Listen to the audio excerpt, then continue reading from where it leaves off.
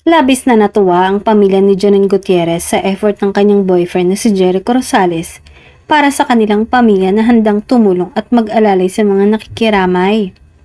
Nagsalita na din ang papa ni Janine na boto siya kay Jericho bilang boyfriend ng aktres at itinuturing na parte na ng kanilang pamilya ang aktor.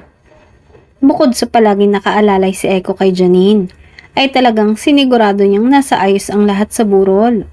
Pati mga nakikiramay na kilala niya ay nilalapitan niya para alokin na kumain. Kitang-kita nga ang labis na pagmamahal ng aktor kay Janine. Thankful nga raw sila sa pakikiramay at pagiging matulungin ni Echo sa burol ng lola ng kanyang girlfriend. Samantala, madaming nagkalat ng mga videos at pictures na nagpapakita na talagang matagal nang magkarelasyon ng dalawa dahil pati sa mga kapatid ni Janine ay super close na din itong si Echo. Naispatan na din si Echo last year na kasama si Janine sa isang event kung saan nag-perform si Diego Gutierrez. At may ilang photo din sa burol na magkausap si Jessica at ang aktor at makikitang super close na talaga sila.